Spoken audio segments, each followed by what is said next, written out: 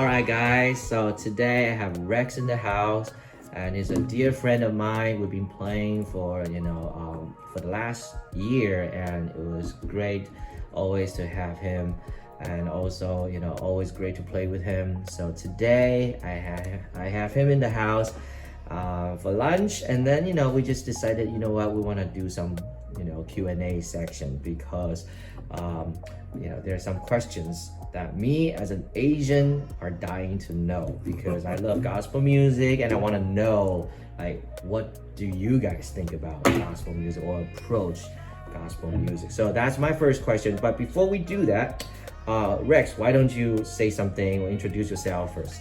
Hello, everyone. What's good? What's going on? I'm here with my boy, Ray.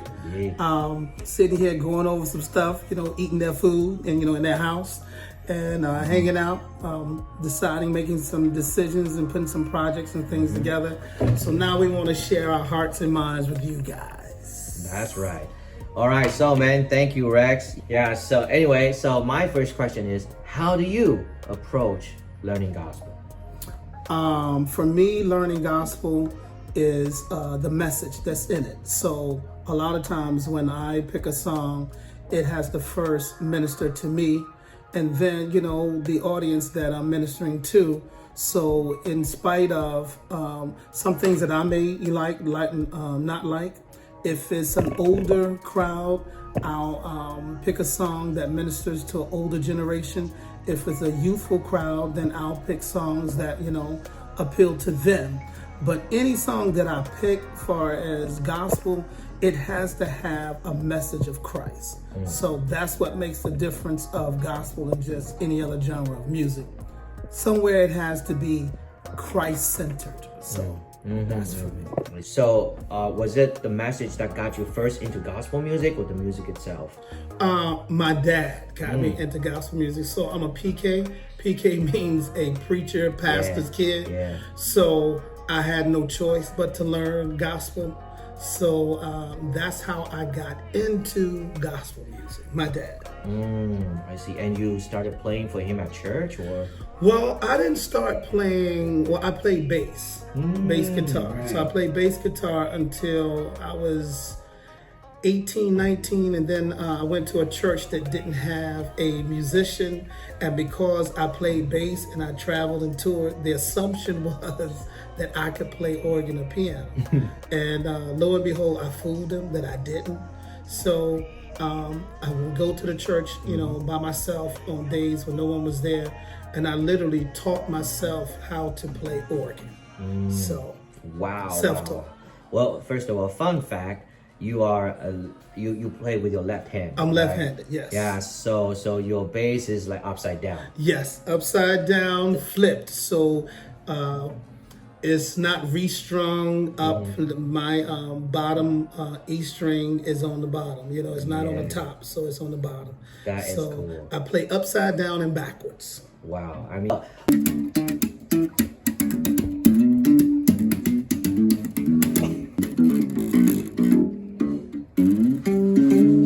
Okay, so you said that you self-taught yourself how to play organ. Yes. And how long did it take you to maybe play your first service? Well, I played the first service when I couldn't even turn the organ on. So I didn't have a choice because the church didn't have a musician. So I can't say that I was playing at it, trying to figure. So it's almost like, someone take you to a swimming pool and you can't swim and they throw you in. So I may not have the greatest backstroke, or can't do the swan dive, but I can dog pedal to get to the other side. So I survived for a period of time. And then like I said, back then we didn't have YouTube, you didn't have the internet, there was no such thing. Right. So you had a cassette player, 8-track, whatever, that you rewind and you played what you heard, and a lot of times it wasn't totally right, but it was just what you were able to play.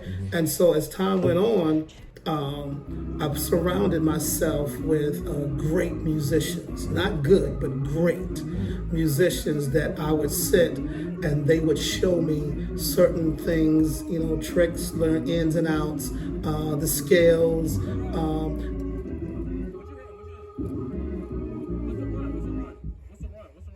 gospel has a certain style. So I learned to play, the certain style of gospel music by being around certain people. My uncle, he played organ. I had a cousin, he played organ. And then when I moved to Jersey, I met a lot of good friends that play. And so I figured, if I hang around people that are good and great at it, it would enhance my gift. Right. So trying to be relevant and stay sharp.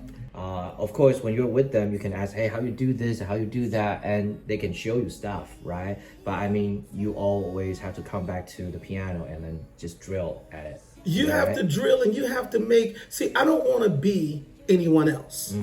I want to be my own unique sound, my own unique person. So anything that anyone shows me, I'll pretty much, and I'll figure it out as much as I can, but I'm gonna find a way to make it my own.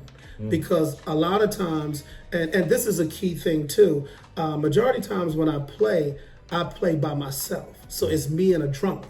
So depends on if you have a band, you got a guitar player, you got a piano player, you got an aux player. I don't have all that. So a lot of times I have to learn the bass notes, play the chords. Well, if I'm playing organ, I'll play the bass notes with my foot, play the chords with my left hand, and play the riffs or whatever with my right, or vice versa, because I'm left-handed, so I can play a lot of bass notes and solo with my left hand. So it depends on what it is. And then on top of that, I sing. So when I'm singing, I don't ever want to put more focus on my playing than my vocal ministry.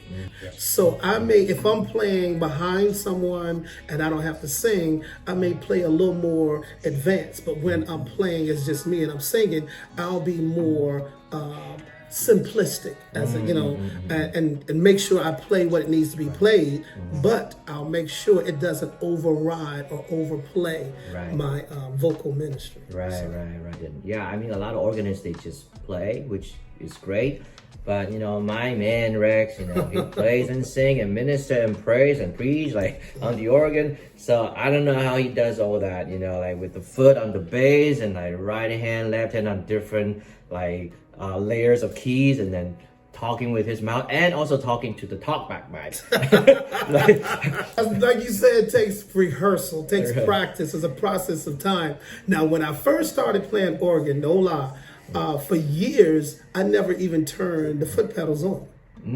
Wow. Tell me about that. Yeah, I want to know how you started. Never turned the foot pedals on because I was so much focused on my hands that I couldn't concentrate on my hands, my feet, and trying to sing. And so at the time, I just played bass notes with my left hand and played chords. So I played the organ like a keyboard. So I never used the foot pedals.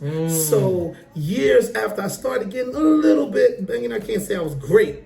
I started slowly instituting the bass notes. So now it's this new thing that everyone's doing where they're doing double bass. So you're playing with both feet.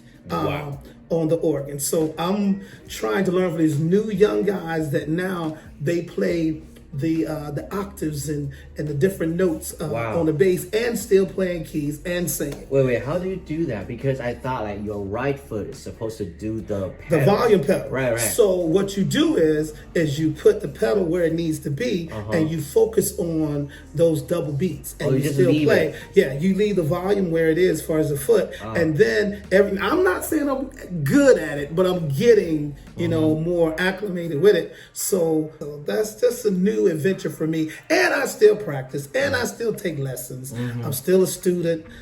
So I don't think you ever stop learning. So when I'm home, this is what I do. When I'm home and I'm learning a song, I'll learn it in the original key, but I'll also learn it in those keys that I'm weak in. In gospel music, certain songs, certain keys we play in. And honestly, I don't know, it's kind of weird that most gospel songs, black church, is written in the black notes. Okay, cool. Yeah, I kind of noticed that. Like, it's in the black. You'll play in, we call it C sharp, E flat, F sharp, A flat, B flat. Those are the gospel black keys that we normally play in. So most musicians learn in C. They learn C, G, right, those notes. But the weak keys for a lot of us black musicians, and I'm just being honest, is D, E, and A. Okay. Which is weird. Yeah. D, E, and A. Okay. And so what I've done now that I try to enhance my playing in those keys, in the key of D, in the key of E, and the key of A. And very seldom you find a black singer that sings in A. So that's what I do. I try to play those songs in those keys, knowing no one's going to sing it in there, but it's just to help me as a musician to know those different chord scales in those keys. And God forbid, if I go somewhere and someone sings in the key of A, I would hate to be been playing for 20, 30 some years and I can't play the song in A. True. And you know, and a lot of times with black musicians, I'm just gonna be honest, you know, half of them ain't gonna like me after this, but when we go somewhere and someone starts singing in a key that we're not familiar with, or even a preacher that preaches in a key that we're not familiar with, we'll force them to go to that key that we're familiar with. So you just like stay in we'll that key, stay in and that so that key, he kind of and goes you back make along. them like, you know, and they're like, okay, or either you'll take them lower key, so whichever one. And so now you're ready to slam, as we call, as a musician, because we're weak at those certain notes. So. Yeah, I wanna add in, you know, I mean, first of all, it was so surprising for me to realize for the first time that actually when you back up a preacher, you just play background music. I thought, you know, you just play background music regardless what key, you know, and I realized that not quite so with gospel churches, because a lot of preachers, they actually preach in a key. In a key, yes. And they will like say words like that sounds like an E flat, and like, you know, I don't know, I mean, that's just amazing to me. And then you have to kind of, oh, he's like saying like this phrase like in C sharp now, so I go C sharp. That's it. Wow, that is so cool. So you got to be familiar with those keys. And I never want to put anyone in a key that they're not, you know, singing or preaching in. So that shows how, I don't want to say immature of a musician that we are. I'll say how unprepared. Well, I remember the song that you played for me, Nothing Without You. That was from G modulate to A flat into A. You did pretty well. You are my everything. Lord, you call me beloved. You call me beloved. You call me beloved. Even though it's still A at the end, but like, you did well, man. You did well. Thanks. Yeah. Thanks. I'm trying to better my skill. That's good. So, okay, so now since we're talking about like keys, so you said that you practice songs in different keys. Let's say if you have a song, do you force yourself to do the same song in all 12 keys, or maybe some keys that are close to it, or like you said, keys that you're weak at? I learned a song in the original key, right? Then it depends on if it's something that I may sing. So if it's something that I figure that I'm going to sing, then I'll, you know, pretty much learn it in those keys as well. Because, you know, as a singer, there's some days where my vocal range is higher. I'll know those days when I can hit and sing in that A flat. Then there's certain days, hey, you know what, I ain't hitting no A flat. I'm going down to F while playing E. So I'll have to learn those songs in all those keys. And the original may be C sharp. So not every song, I don't learn a song in all 12 keys. I'm not gonna say I do that, I don't.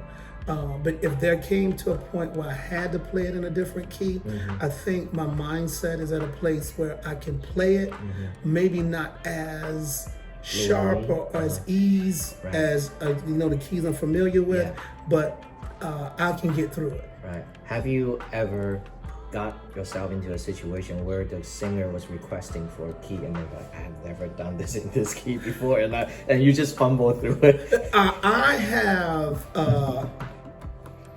if you are, I think there was a musician said one time, he said, I rehearse every day.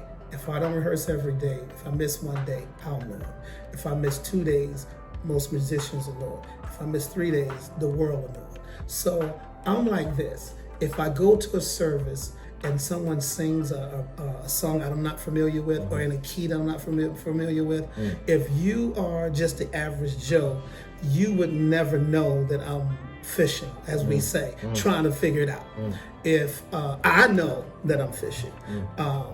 If you're a professional musician, you'll know, hey, he ain't familiar with that song, but just Joe Blow, they're not gonna know. Because I play well enough, and not tooting horn, I play well enough to cover myself. And then I have an ear where I listen to you as a singer, and so I listen to where you're going. So if you're going to the 1, I'm cool with the 1. If you go to the 3, if you go to the 6 or the 7, I can hear enough to know that's where you're going. I may not catch it the first time, but after you sing that song or that loop or that verse, maybe the second or third time, I'm with you. And I'll figure it out as I go. Now, if you call me and tell me, hey, I'm singing this song next week or tomorrow, I'll take the time to prepare myself to know the song.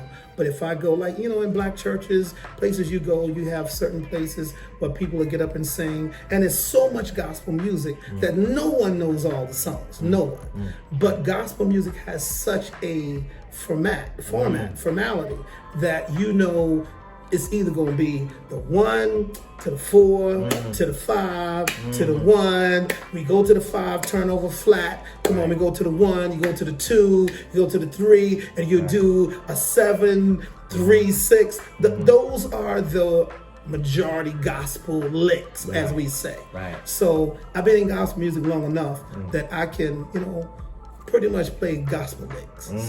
Yeah, because they're like you said, there are chord progressions that are just iconic for gospel music, and a lot of songs actually uses the same chord progression. Absolutely. Right? So what really matters is probably those chord progression in some keys that are used a lot in gospel music. For example, A flat is a must, right? Yes. D flat is a must, E flat, right? And all these other black keys, we should be familiar with those black keys, with those chord progressions. Yes. Okay, cool. This guy, Lord, I live your name.